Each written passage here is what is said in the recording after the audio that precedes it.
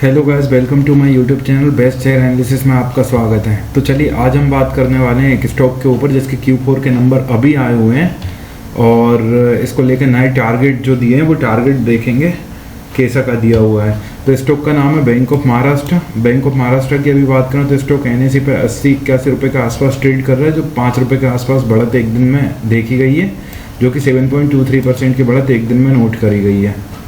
1 week की अगर बात करें तो स्टॉक ने 8 रुपये 88 पैसे की बढ़त शो करी है। 1 मंथ में बात करें तो 16 रुपये 68 पैसे की बढ़त स्टॉक ने शो करी है। 3 मंथ में अगर बात करें तो आप देखेंगे 16 रुपये 68। 6 मंथ में अगर बात करें तो 19.05 रुपये की बढ़त, जो कि 31.65% होता है। और 1 ईयर की अगर बात करें तो 30 रुपये की बढ़त, जो कि 62 रुपये 44% का ग्रोथ शो कर रहा है। ओवरव्यू की बात करें तो मार्केट में इसलिए बाय ऑर्डर्स 46 के हैं और सेल ऑर्डर्स 54 के हैं।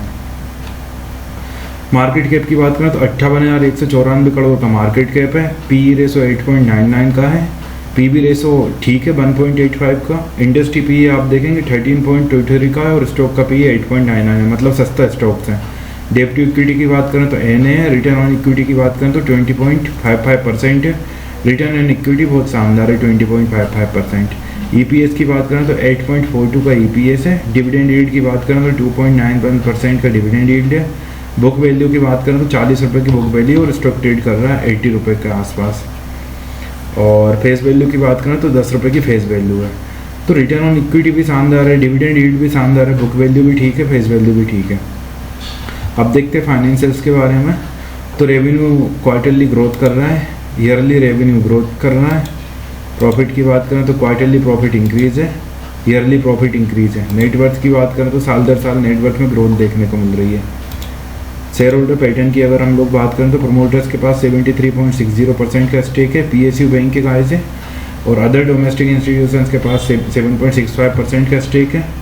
रिटेल एंड अदर्स के पास 6.93% का स्टेक है। म्यूचुअल फंड्स के पास 6.27% का स्टेक है और फॉरेन इंस्टीट्यूशंस के पास 5.55% का स्टेक है। ओवरऑल आप देखेंगे प्रोमोटर्स के पास बढ़िया स्टेक है। अदर डोमेस्टिक इंस्टीट्यूशन मतलब सारे सेक्टर से इसमें इन्वेस्टमेंट आया हुआ है और रिजल्ट भी अच्छे आए हुए हैं। तो आप चाहें तो इस कंपनी को अपनी वॉच लिस्ट में शामिल कर सकते हैं। बाकी मैं कोई सेबी रजिस्टर्ड एनालिस्ट बिल्कुल भी नहीं हूँ और ये बाय सेल रिकमेंडेशन बिल्कुल भी नहीं। तो किसी भी फाइनेंशियल इंस्ट्रूमेंट में इन्वेस्ट करने से पहले अपने फाइनेंशियल एडवाइजर से सलाह जरूर लें। तो टेक्निकल्स देखते हैं। टेक्निकल्स में 13 में से 1 बेयरिश है, 12 बुलिश है। इवेंट्स अभी रिजल्ट आए हुए हैं, इसके कल की डेट में रिजल्ट आए, तो जो न्यूज़ आ रही वो जानते हैं। तो न्यूज़ ये आई हुई है, HDFC securities reiterates buy on bank of Maharashtra target ₹19। आप देखेंगे HDFC बैंक ने टारगेट दिया है।